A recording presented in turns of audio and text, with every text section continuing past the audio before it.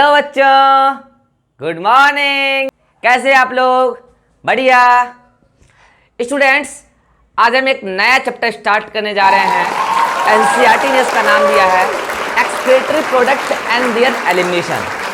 मैं इस चैप्टर को बोलता हूँ एक्सक्रीटरी सिस्टम, शॉर्ट में बोलता हूँ। समझिए, इसमें 3-4 वर्ड आया है। पहले इस वर्ड के बारे में हम जानेंगे और आज के पूरे लेक्चर में हम लोग बहुत कुछ खास नहीं पढ़ने वाले हैं, मगर जो आज के लेक्चर में पढ़ेंगे वो इस पूरे चैप्टर में यूज होगा। मतलब आज का चैप्टर बहुत इंपॉर्टेंट होगा। नो डाउट कि आज एक्सक्रीटरी सिस्टम का इंट्रो लेक्चर है। यदि आपको आज का लेक्चर समझ में नहीं आया तो इस चैप्टर का एक टफेस्ट टॉपिक आने वाला है, काउंटर करंट मैकेनिज्म। अच्छे से टीचर इसको नहीं बता पाते हैं सेटिंग से, आप फंसिएगा, वहां पर आपको रटना पड़ सकता है। मैं पहले लेक्चर में इस चैप्टर का बेसिक क्लियर कर रहा हूं। आज ज्यादा कुछ नहीं पढ़ेंगे, बेसिक्स पढ़ेंगे और आगे आने वाले दिनों में जो भी हम चैप्टर्स में देखेंगे आज के लेक्चर का भरपूर इस्तेमाल होने वाला है। इसीलिए आज के लेक्चर को आप सिंसियरली ध्यान से समझिएगा। रटने का ऐसा कुछ नहीं है, बस एग्जांपल्स वगैरह लास्ट में रटाऊंगा 1-2, ठीक है। आइए एक एक करके हम वर्ड समझते हैं। देखिए, एनसीईआरटी ने इसका नाम क्यों दिया excretory product and there elimination. समझिएगा, हमारे अंदर जो भी मेटाबॉलिक रिएक्शन होते हैं, उस मेटाबॉलिक रिएक्शन में जो एंड प्रोडक्ट बनता है उसमें बहुत तरीके के कंपाउंड बनते हैं। जैसे मैं बात करूं तो उसमें बहुत सारे नाइट्रोजनस वेस्ट कंटेनिंग कंपाउंड भी होते हैं, जैसे अमोनिया जानते होंगे आप, यूरिया जानते ही होंगे, uric acid. These 3 nitrogenous waste are most common nitrogenous waste amongst animal। ये कॉमन नाइट्रोजनस वेस्ट है, मतलब इस कंपाउंड में नाइट्रोजन होते हैं, ठीक। ये कैसे बनते हैं? जब आपके सेल्स के अंदर फूड का ब्रेकडाउन वगैरह होता है, मेटाबॉलिक रिएक्शन चलता है, तो उसका एंड प्रोडक्ट है ये सब। नो डाउट कि इसकी एक्सेस अमाउंट हमारे लिए हार्मफुल है। मैं ऐसा बिल्कुल नहीं बोल रहा हूं कि अमोनिया हमारे अंदर थोड़ा सा भी जाएगा तो हार्मफुल हो जाएगा, यूरिया थोड़ा सा भी हो गया तो हार्मफुल हो जाएगा, यूरिक एसिड थोड़ा सा भी होगा हार्मफुल, ऐसा नहीं है। इसकी एक्सेस अमाउंट हमारे अंदर हार्मफुल है। एक्सेस में तो सब कुछ हार्मफुल है। आप एक्सेस वाटर की बात कर लीजिए, एक्सेस वाटर ये भी हमारे लिए हार्मफुल है। सम आयंस में बात कर लूं, अगर some ions like Na+, K+, Cl-, sulphate, phosphate, ये जितने भी सब्सटेंस आपको दिख रहे हैं ना, मैंने जितने भी नाम लिखा है, ये सब मेटाबॉलिक प्रोसेसेस का एंड प्रोडक्ट है। अब ये इसका एक्युमुलेशन आपके बॉडी के अंदर हो गया, एनिमल्स के बॉडी के अंदर हो गया, लेकिन जब ये एक्सेस में एक्युमुलेट होने होते हैं बॉडी को, तब प्रॉब्लम होती है और तब इसका रिमूवल टोटली या पार्सली, देखिएगा मैंने वर्ड यूज किया है एनसीईआरटी का, मैंने क्या बोला? टोटली और पार्शियली रिमूवल। अब सुनिएगा यहां पर लोचा क्या है। अगर कोई ऐसा कंपाउंड है जिसका थोड़ा सा भी कंसंट्रेशन हमारे बॉडी के लिए टॉक्सिक है तो उसको टोटली रिमूव करना होगा बॉडी से। मगर ऐसे कई सारे कंपाउंड हैं जिसको हम लोग थोड़ा बहुत बॉडी में रखते हैं। भाई साहब, मेन एग्जांपल तो यूरिया दिख रहा है आपको, इसको हम लोग थोड़ा सा किडनी में रखते हैं। रीजन बताएंगे, क्योंकि ऑस्मोलेरिटी को मेंटेन कराना होता है। ये एक्सक्रीटरी प्रोडक्ट भी है as well as osmoregulatory substance भी है। तो इसको हम लोग कंप्लीट रिमूव नहीं कराते हैं, पार्शियली रिमूव कराते हैं। अब सुनिएगा, इसका मतलब ये जो भी हमारे अंदर एक्सेस में है, इसको यदि हम रिमूव करेंगे तो ये प्रोसेस रिमूवल की यही कहलाती है एक्सक्रीशन। आपके सामने वर्ड आया एक्सक्रीशन, वर्ड आया आपके सामने एक्सक्रीशन। समझिएगा बात को। शन का मतलब होता है स्टूडेंट्स प्रोसेस और एक्सक्रीट का मतलब होता है रिमूवल। एक्सक्रीट का मतलब होता है रिमूवल। अब बात आती है कि किस चीज के रिमूवल की प्रोसेस सर, तो सुनिएगा, अभी मैंने क्या बोला? जितने भी सब्सटेंस आपके बॉडी के अंदर एक्सेस में हैं उनको रिमूव करना एक्सक्रीशन ही है। मगर हम लोग जो एक्सक्रीशन का डेफिनेशन देते हैं उसमें एक वर्ड हम लोग यूज करते हैं, रिमूवल ऑफ, क्या बोला मैंने? रिमूवल ऑफ, देखिएगा वर्ड में यूज करूंगा mainly, not only, mainly, removal of mainly nitrogenous waste material. From the body. Mainly nitrogenous waste का बॉडी से रिमूवल एक्सक्रीशन कहलाता है। मैंने ऐसा बिल्कुल नहीं कहा कि ओनली नाइट्रोजनस वेस्ट, इन सारे सब्सटेंस जो आपके बॉडी में एक्युमुलेट हुए हैं इनको भी रिमूव करना एक्सक्रीशन ही कहलाता है। मगर हम लोग मेनली नाइट्रोजनस वेस्ट के रिमूव होने की प्रोसेस को एक्सक्रीशन बोलते हैं। तो एक्सक्रीशन का बेस्ट डेफिनेशन आपके सामने आ चुका है। द प्रोसेस ऑफ, सन का मतलब process, the process of removal of mainly nitrogenous waste from the body is known as excretion. सवाल आता है, बच्चा पूछता है, अरे वो मास्टर ये सारे सब्सटेंस हमारे बॉडी में आए कहां से जिसको हम रिमूव कर रहे हैं? तो अभी एक तरीका तो आपको क्या बताया मैंने, ये सारे सब्सटेंस आपके अंदर मेटाबॉलिक, क्या बोला मैंने, मेटाबॉलिक प्रोसेसेस का ही एंड प्रोडक्ट है। मेटाबॉलिक प्रोसेस का ही एंड प्रोडक्ट है। ठीक है सर, कोई बात नहीं, मेटाबॉलिक रिएक्शन हुआ तो वहां से एक्युमुलेट हुआ तो वहां से रिमूव करा रहे हैं। सर एनसीईआरटी बोलती है और बाय अदर मींस। सर ये कौन सा मींस? सुनिए मैं बता रहा हूं, अगर आपने इन सारे सब्सटेंस का एक्सेस कंजम्पशन कर लिया, इंजेक्शन एक्सेस कर लिया, आप एक्सेस वाटर पी लिए, एक्सेस आयंस आपके अंदर सॉल्ट्स के फॉर्म में आए हैं, कुछ भी ऐसा जो आपके अंदर एक्सेस आ गया तो भी तो एक्सेस हो गया ना। इंजेस्ट ही आप एक्सेस कर लिए तो भी तो आपके अंदर इसका अमाउंट बढ़ जाएगा ना, तो भी तो उसको टोटली और पार्शली रिमूव करना पड़ेगा ना।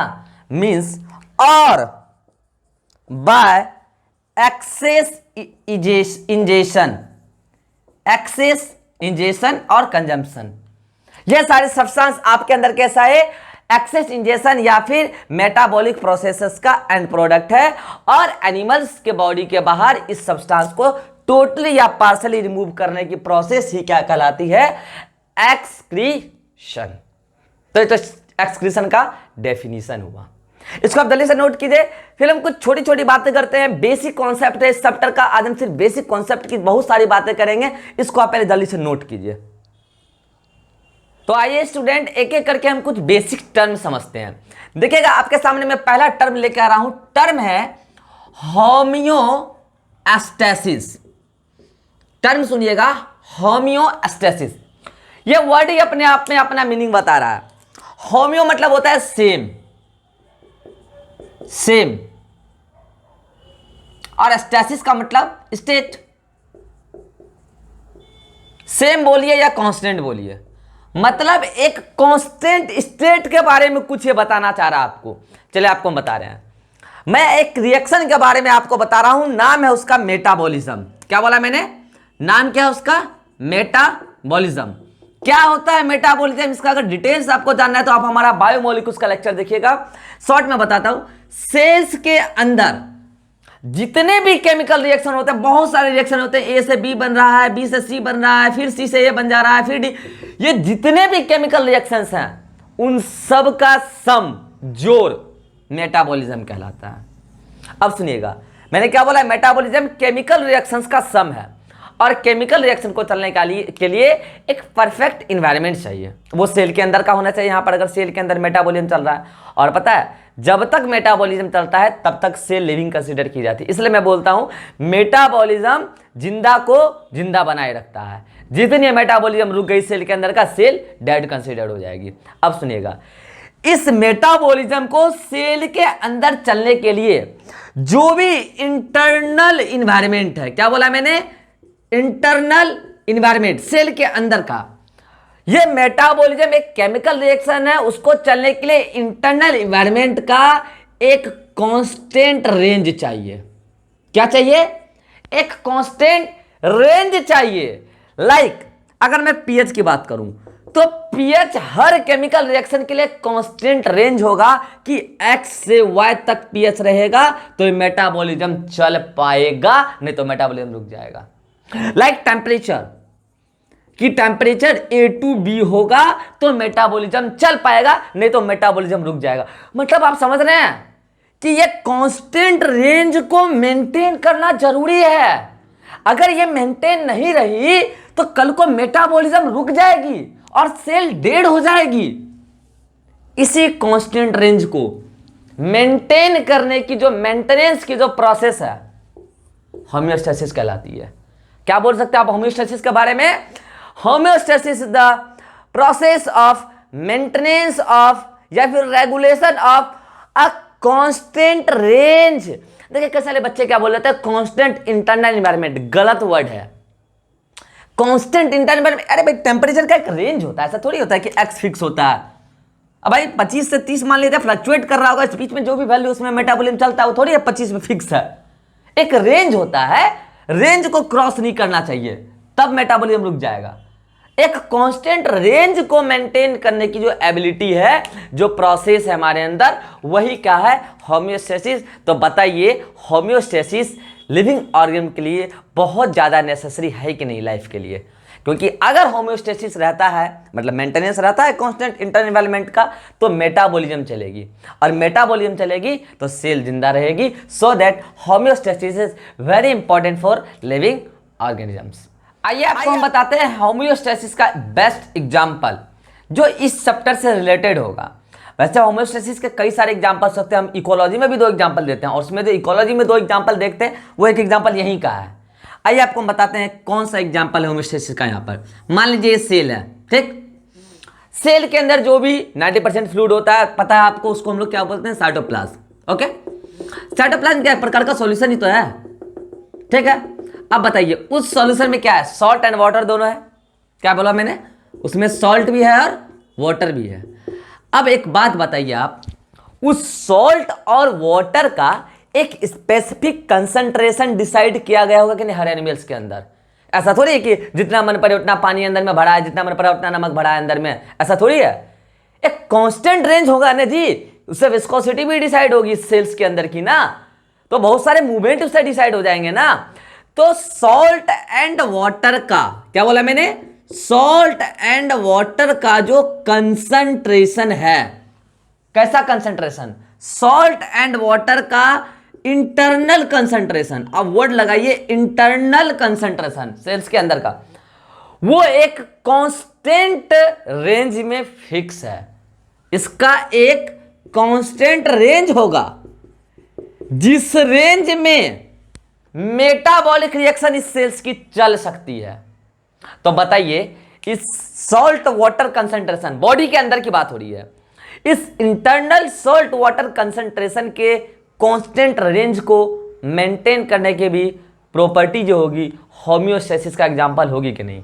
और ये जो प्रॉपर्टी है, ये जो एबिलिटी है, ये जो प्रोसेस है जिसमें हम बॉडी के अंदर के सॉल्ट वाटर कंसंट्रेशन को एक कांस्टेंट रेंज में मेंटेन करते हैं, ये प्रॉपर्टी कहलाती है ऑस्मो रेगुलेशन। Osmo regulation. बच्चा बोलता सर ये कौन सा नया वर्ड आ गया? देखिए इसमें सन का मतलब होता है प्रोसेस। अब सुनिए, ये जो सॉल्ट वाटर कंसंट्रेशन है ना, इसके लिए एक स्पेसिफिक वर्ड यूज किया जाता है, वो वर्ड है ऑस्मोलैरिटी। क्या बोला मैंने? ऑस्मोलैरिटी।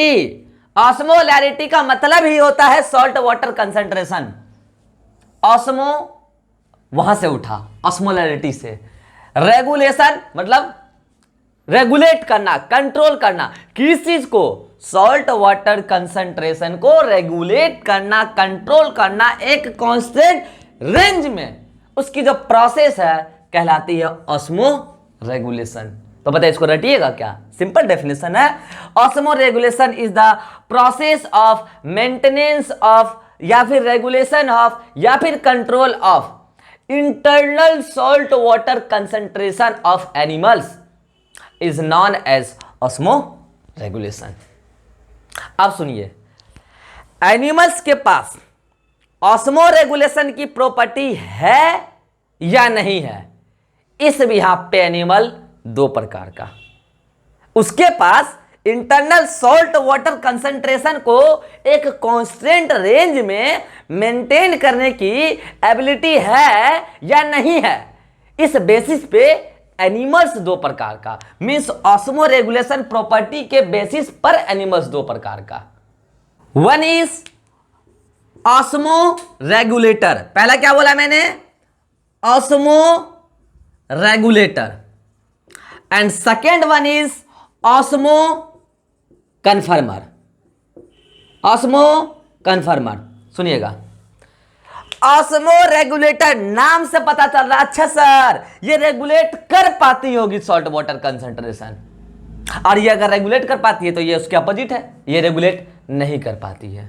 सुनिएगा कैसे होता है, मैं एग्जांपल्स बताऊं, पहले तो दोनों का डेफिनेशन आपको कभी कभी वो पूछ लेता है, इकोलॉजी में भी ये सब वर्ड आते हैं, आप वहां पे एबायोटिक फैक्टर में पढ़िएगा। सुनिए, यहां पर ऑस्मो रेगुलेटर वर्ड और ऑस्मो कन्फर्मर वर्ड आया है। ऑस्मो रेगुलेटर एनिमल्स को बोल रहे हैं, वो एनिमल्स, वो ऑर्गेनिजम्स जो अपने बॉडी के अंदर का एक सॉल्ट वाटर कंसंट्रेशन को एक कांस्टेंट रेंज में मेंटेन करने की एबिलिटी रखता है by the process of osmo regulation, वो कहलाता है ऑस्मो रेगुलेटर। जबकि जो एनिमल्स या जो ऑर्गेनिज्म अपने इंटरनल सॉल्ट वाटर कंसंट्रेशन को एक कांस्टेंट रेंज में मेंटेन नहीं कर पाता है, वो एनिमल्स कहलाता है ऑस्मो कन्फर्मर, वो ऑर्गेनिज्म कहलाता है ऑस्मो कन्फर्मर। तो आप डेफिनेशन देख लीजिएगा नोट्स में। आइए आपको हम एग्जांपल बताते हैं, सुनिएगा। मोस्ट ऑफ द वर्टिब्रेट्स, क्या बोला मैंने, एग्जांपल बोल रहा हूं मैं, मोस्ट ऑफ द वर्टिब्रेट, जितने भी vertebrate means higher organism, most of the vertebrate किसका एग्जांपल है, ऑस्मो रेगुलेटर का। और इसका एग्जांपल सुनिए, मोस्ट ऑफ एक्वेटिक, मतलब बोले तो एक्वेटिक इनवर्टिब्रेट, इनवर्टिब्रेट, आप ये सब वर्टिब्रेट इनवर्टिब्रेट क्या होता है इसके एनिमल किंगडम का लेक्चर दिखेगा हमारा। अब एक्वेटिक में तो दो प्रकार का होता है, एक ओशियन वाला बोले तो मरीन वाटर, और एक फ्रेश वाटर। तो आप बोलिएगा सर इन दोनों में से ऑस्मो कन्फर्मर कौन है, तो सुनिए, जितने भी मरीन वाले हैं वो सारे कन्फर्मर हैं, यानी कि मोस्ट ऑफ मरीन एनिमल्स, मतलब मरीन इनवर्टिब्रेट, सीधा बोले ना मरीन इनवर्टिब्रेट, ये सब कैसे हो गए osmo कन्फर्मर। And few fresh water living, जो फ्रेश वाटर में रहते हैं, फ्रेश वाटर लिविंग इनवर्टिब्रेट, यानी कि बाकी के जो फ्रेश वाटर इनवर्टिब्रेट होंगे वो इसी का एग्जांपल होंगे ऑस्मो रेगुलेटर के, और most of the marine water invertebrate होंगे वो सारे किसके एग्जांपल होंगे, ऑस्मो कन्फर्मर के।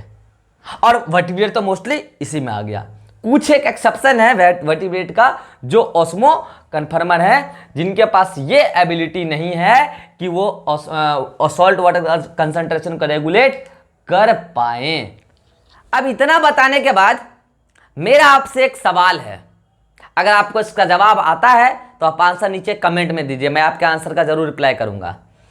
क्या ऐसा हुआ जो वर्टिब्रेट अपने सॉल्ट वाटर कंसंट्रेशन को रेगुलेट कर सकते हैं, लेकिन ये जो ऑस्मो कन्फर्मर है वो ऑस्मो रेगुलेटर की तरह अपने सॉल्ट वाटर कंसंट्रेशन को रेगुलेट नहीं कर पाते हैं, वाई? मेरा आपसे सवाल है, यदि आपको इसका जवाब आता है तो आज का क्वेश्चन नंबर 1 है ये, आप नीचे जाकर कमेंट में आंसर दीजिए, क्वेश्चन नंबर 1 लिखकर, मैं आपके आंसर का रिप्लाई करूंगा। मेरा आंसर सुनिए, osmoregulation is energy expensive process, में एनर्जी खर्चा होती है, एटीपी खर्चा होती है, एक्टिव प्रोसेस है ये, इतना आसान नहीं है। कैसे होता है अभी आपको मैं बताऊंगा, आइदर लूजिंग और गेनिंग ऑफ वाटर, और ये इतना आसान नहीं है, इसके लिए एनर्जी खर्चा करना पड़ता है। ये छोटा सा ऑर्गेनिज्म हमसे तो प्रिमिटिव ही है, खुद को खाने का ठिकाना नहीं, और एनर्जी लगा के सॉल्ट वाटर कंसंट्रेशन रेगुलेट करेगा, जिंदा रह जाए उस पर तो उसको आफत हो रही है। इसलिए ये छोटे ऑर्गेनिज्म अपने सॉल्ट वाटर कंसंट्रेशन को रेगुलेट नहीं कर पाते हैं, क्योंकि osmoregulation property is the active process, energetically expensive process, energy खर्चा होती है। तो ये इसका रीजन है, आप रीजन जान लीजिए, मैंने अलग से बताया। अब सुनिए, बात आती है सर ये ऑस्मो रेगुलेटर अपने सॉल्ट वाटर कंसंट्रेशन को कैसे मेंटेन करते हैं। तो सुनिएगा, मैं आपको कुछ एक टर्म बता रहा हूं, अभी बेसिक टर्मिनोलॉजी में बताऊंगा, कुछ एक टर्म हो सकता है आपको टर्म आते होंगे, मैं और क्लियर करके बताऊंगा। अगर नहीं आते हैं तो प्लीज सुन लीजिए, क्योंकि बहुत सारे बच्चे यही टर्म नहीं आता है उनको ना, तो काउंटर करंट में कहते हैं कि बहुत बड़ा टॉपिक है, हार्ड टॉपिक है। कुछ बड़ा उड़ा नहीं है, आपको छोटे छोटे टर्म नहीं आ रहे हैं इसलिए आपको वो हार्ड लग रहा है। हम अभी बहुत बच्चों वाली बात करेंगे, जो टर्म बताएंगे हो सकता है आप 10th से पढ़े होंगे, 9th में पढ़े होंगे, 8th में पढ़े होंगे, लेकिन हम छोटी छोटी बातें करेंगे क्योंकि इसी से हमारे चैप्टर का कॉन्सेप्ट बिल्डअप होगा। इसको आप जल्दी से नोट कीजिए, फिर हम कुछ एक और बातें करते हैं कि ये ऑस्मो रेगुलेटर अपने सॉल्ट वाटर कंसंट्रेशन को कैसे रेगुलेट करता है। इसी से रिलेटेड कुछ एक टर्म आने वाला है अभी। आइए आपको कुछ छोटे छोटे टर्म्स बताते हैं। देखिए आपके सामने एक टर्म्स है आइसोटोनिक, आपके सामने एक टर्म्स है हाइपोटोनिक, और आपके सामने एक टर्म्स है हाइपरटोनिक। हो सकता है आपको ये टर्म्स पहले से आते होंगे, फिर भी सुनिए, क्योंकि यही वो टर्म्स हैं, 3-4 टर्म्स हैं जो काउंटर करंट मैकेनिज्म का बेस है। मैं जिस दिन काउंटर करंट मैकेनिज्म पढ़ाऊंगा उस दिन मैं आपको बोलूंगा कि आप इंट्रो वाला लेक्चर रिवाइज करके आइए, क्योंकि टर्म बहुत काम किए। सुनिएगा, इसमें जो वर्ड है tonic, this refers to concentration. इसका मतलब क्या होता है? कंसंट्रेशन। अब बात आती है किसका कंसंट्रेशन, तो सुनिएगा, जब भी कोई सॉल्यूशन बनता है ना, क्या बोला मैंने? सॉल्यूशन। तो सॉल्यूशन ऐसे नहीं बनता, सॉल्यूशन में सॉल्यूट प्लस सॉल्वेंट दो चीज होते हैं, ठीक? सॉल्यूट वो जो घुलेगा, सॉल्वेंट वो जो घुलाएगा, जनरली यही माना जाता है। बाकी आप सॉल्यूशन चैप्टर अलग से पढ़ते हैं जब केमिस्ट्री में, तो वहां पे कुछ एक एक्सेप्शन भी होती है ना, गैसेस वगैरह के, वो सब आप वहां पे देखते होंगे, यहां नहीं चलता वो सब। तो generally solution solute and solvent का बना होता है, ठीक? सॉल्यूट वो जो घुलेगा, सॉल्वेंट वो जो घुलाएगा। जनरली सॉल्वेंट ज्यादा होता है सॉल्यूशन में और सॉल्यूट कम होता है। लेकिन यदि मैं क्या बात कर रहा हूं, सॉल्यूट का कंसंट्रेशन के बारे में सिर्फ बात करें, सॉल्यूट का कंसंट्रेशन, इसके लिए वर्ड यूज किया जाता है टॉनिक। और अगर हम लोग इस चैप्टर में कहीं पे भी बात करते हैं ओनली कंसंट्रेशन, या फिर आप केमिस्ट्री में पढ़ते हैं सिर्फ बोलते हैं कंसंट्रेशन, कंसंट्रेटेड सॉल्यूशन है, तो कंसंट्रेशन टर्म तो सिर्फ अमाउंट को रिप्रेजेंट करता है। तो अमाउंट तो वाटर का भी होता है, सॉल्वेंट का भी होता है, और अमाउंट तो सॉल्यूट का भी होता है, चाहे फिर वो सॉल्ट हो या शुगर, कुछ भी हो। लेकिन जनरली ऐसा मान लिया गया है आम भाषा में कि सिर्फ कंसंट्रेशन वर्ड अगर यूज करें तो जनरली सॉल्यूट के लिए यूज किया गया होगा, क्योंकि सॉल्वेंट जनरली हम लोग क्या करते हैं, फिक्स ले लेते हैं कि इतना ग्राम सॉल्वेंट है। अब हम लोग इसमें वेरिएशन किसका करते हैं? सॉल्यूट का, डाल डाल के देखते हैं। तो वेरिएशन किसका कर रहे हैं? सॉल्यूट का, सॉल्यूट के अमाउंट का। तो जनरली मान लिया जाता है कि अगर कंसंट्रेशन बोला गया है मींस ये सॉल्यूट के अमाउंट के बारे में बात हो रहा है। तो यहां पे जो मैं वर्ड यूज कर रहा हूं कंसंट्रेशन, नो डाउट कि कंसंट्रेशन वाटर का भी होता है और कंसंट्रेशन सॉल्ट का भी होता है, मगर सिर्फ कंसंट्रेशन बोलूं मैं तो आप समझ जाइएगा सॉल्ट की बात चल रही है, क्योंकि सॉल्ट क्या है? सॉल्यूट है, वाटर क्या होता है? सॉल्वेंट होता है, ठीक? अब समझिएगा, 2 बीकर में सॉल्यूशन है, ठीक? मैं 3 केसेस ले रहा हूं, ठीक है? 3 केसेस ले रहा हूं, 2 अलग अलग बीकर में क्या है? सॉल्यूशन है। मान लीजिए सॉल्यूशन ए है और ये बी है, तीनों केस में वही बात है, ए है और बी है, ओके? अब समझिएगा हुआ क्या, इस ए सॉल्यूशन में आज को देखिएगा, मैं छोटी एस से, ये छोटी एस है, ओके, और ये बड़ी एस है, ठीक? मैं छोटी एस से सॉल्यूट को रिप्रेजेंट करूंगा और बड़ी एस से सॉल्वेंट को। लीजिए मैं ब्रैकेट में लिख देता हूं, छोटी एस मतलब सॉल्यूट और बड़ी एस मतलब सॉल्वेंट। मेरा रिप्रेजेंटेशन है, आप भी कैसे भी कर सकते हैं। ए सॉल्यूशन में क्या हुआ? सॉल्यूट और सॉल्वेंट, इसमें भी होगा सॉल्यूट और सॉल्वेंट, तभी तो सॉल्यूशन बना होगा। जितना इसमें सॉल्यूट है उतना ही इसमें भी है। क्या बोल रहा हूं मैं? जितना इसमें सॉल्यूट है उतना ही इसमें भी है, और जितना सॉल्वेंट इसमें है उतना भी इसमें भी है। तो बताइए इन दोनों का जो सॉल्यूशन होगा, क्या उन दोनों का कंसंट्रेशन वेरी करेगा? बिल्कुल नहीं। फिर से समझिए, मैंने क्या बोला कि जितना सॉल्वेंट इसमें है उतना ही इसमें भी है, मतलब दोनों क्या इक्वल है। क्या है? इक्वल है। तो ये भी इक्वल है, ये भी क्या है? इक्वल है। मींस ए और बी सॉल्यूशन का कंसंट्रेशन बराबर है। क्या है?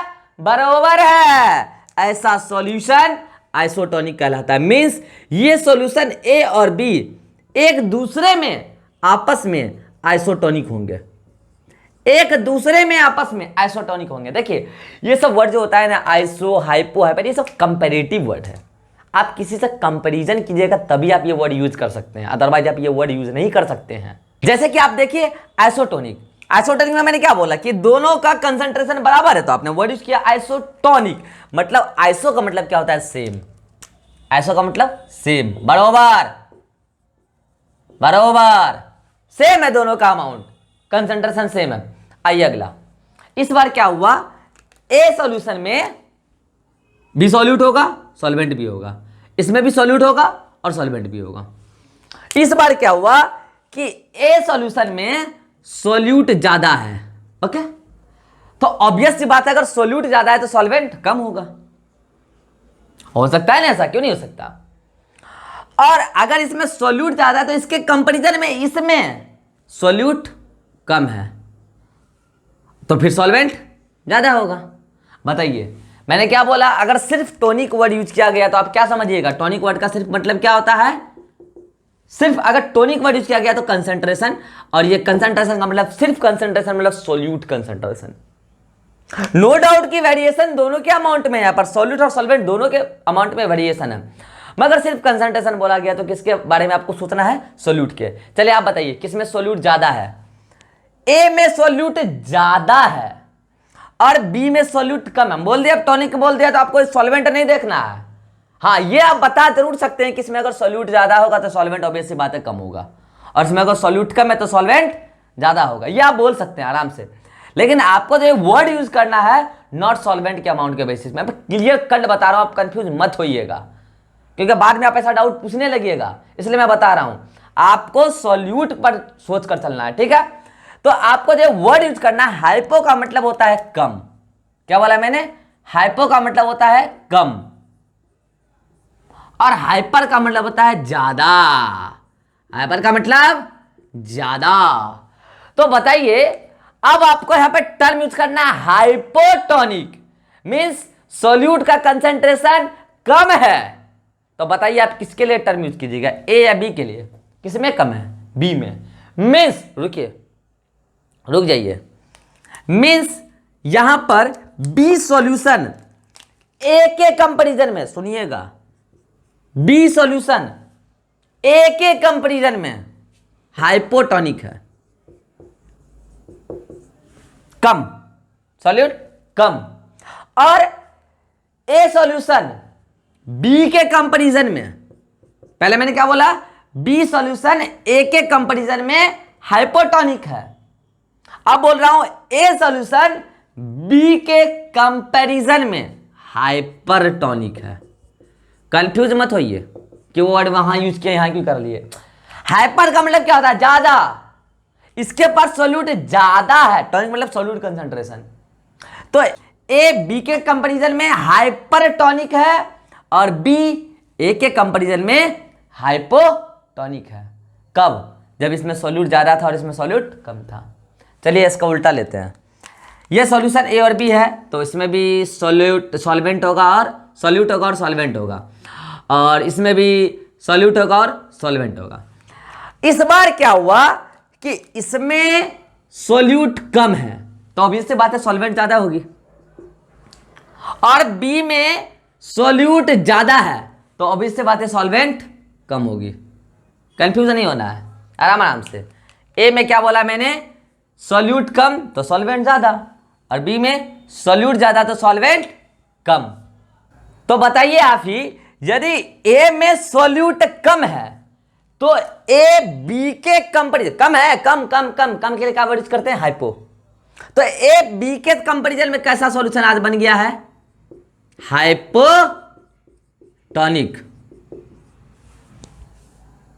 और बी में सॉल्यूट ज्यादा है, तो बताइए आज बी ए के कंपैरिजन में क्या बन गया है?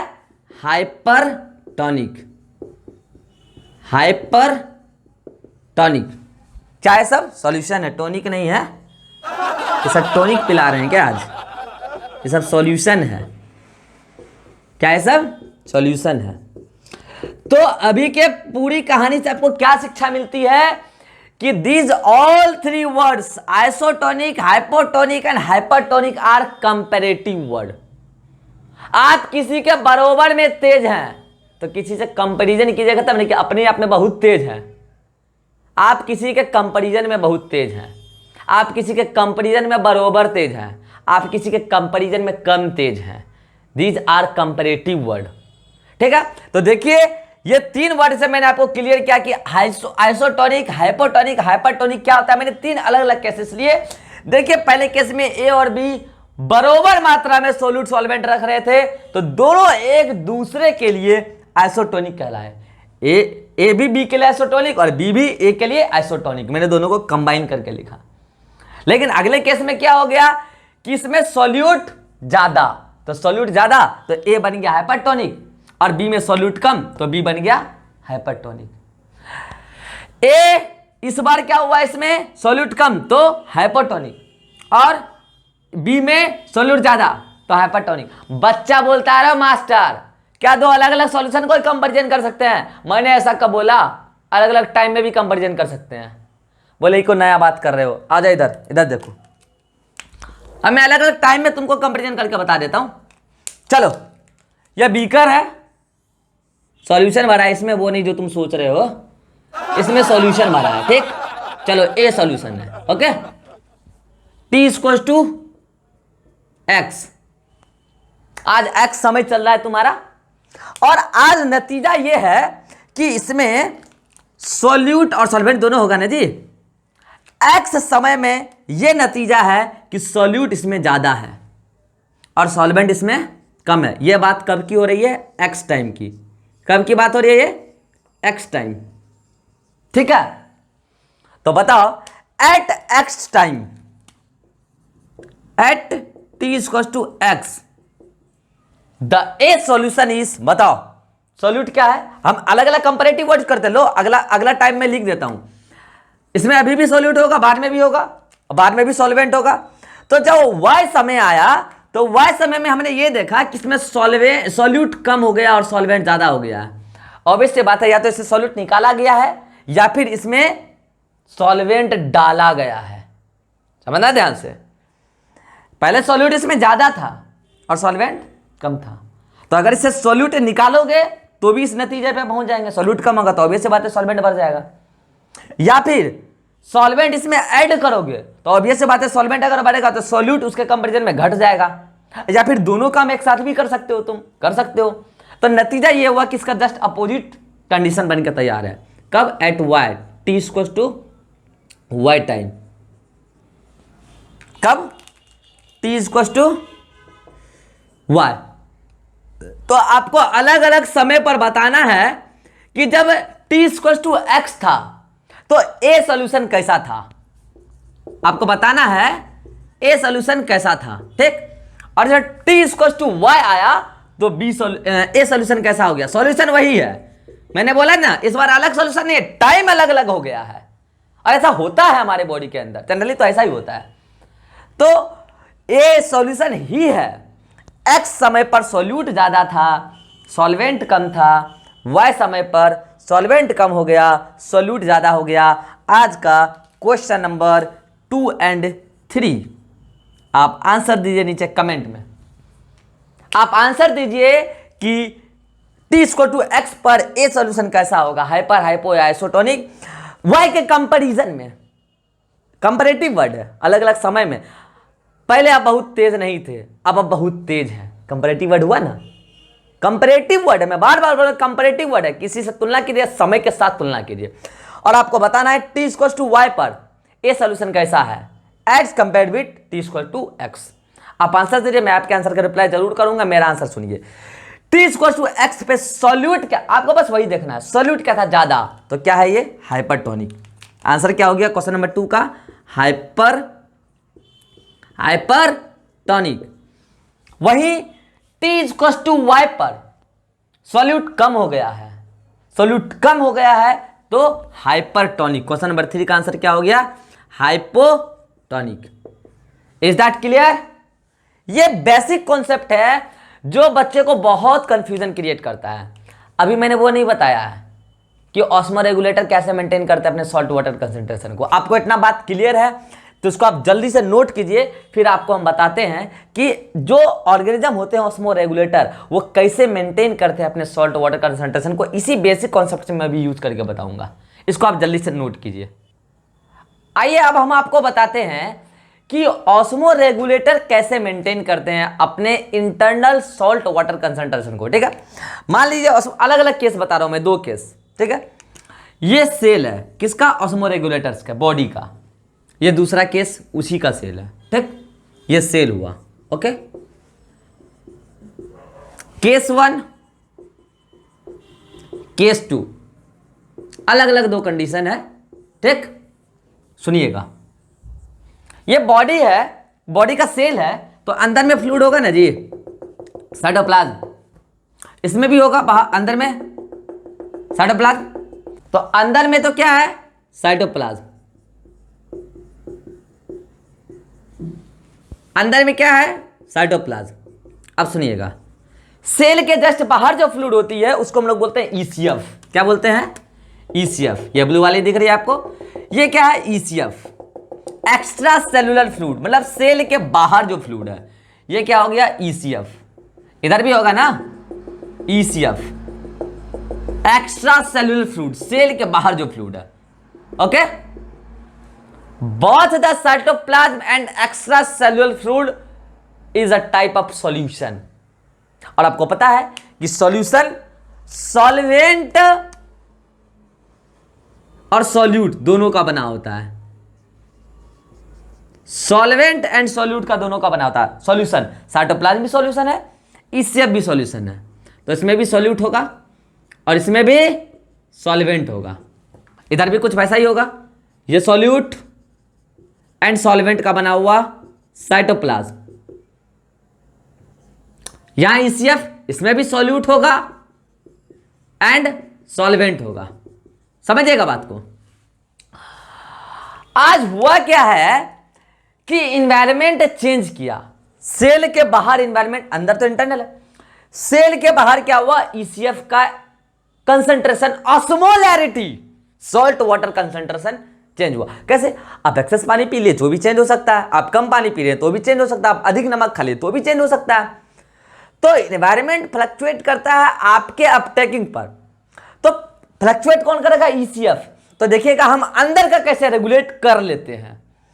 क्या हुआ कि आज नतीजा यह है कि बाहर सॉल्यूट ज्यादा हो गया है और सॉल्वेंट कम हो गया है। ठीक, तो बताइए ईसीएफ आज कैसा है। अगर सॉल्यूट ज्यादा हो गया तो केस 1 में ईसीएफ हाइपरटोनिक है।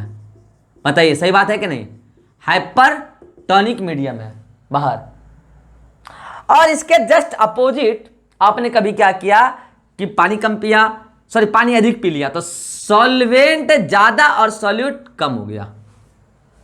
हो सकता है ना, इसके जस्ट अपोजिट क्या हो गया, इस बार सॉल्वेंट ज्यादा सॉल्यूट कम, सॉल्यूट कम। तो ईसीएफ को आप क्या बोलिएगा कि आज ईसीएफ केस 2 में कैसा है, हाइपोटोनिक है, हाइपोटोनिक है। पता है जनरली आपकी जो सेल होती है सेलेक्टिवली नेचर की होती है, परमिएबिलिटी उसकी सेलेक्टिव होती है, तो जनरली वाटर हमेशा क्रॉस कर सकती है सेल मेम्ब्रेन को, लेकिन सॉल्ट के जो आयंस होते हैं उनके लिए सिलेक्शन होता है, कौन जाएगा नहीं जाएगा।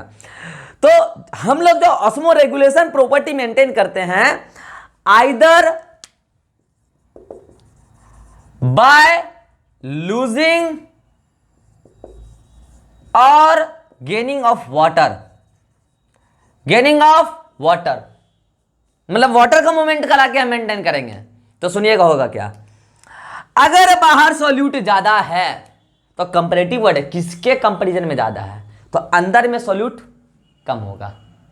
बाहर अगर सॉल्यूट ज्यादा है तो अंदर कम पड़ गया होगा, बाहर अगर सॉल्वेंट ज्यादा है तो अंदर सॉल्वेंट, सॉरी बाहर अगर सॉल्वेंट कम है तो अंदर सॉल्वेंट ज्यादा होगा।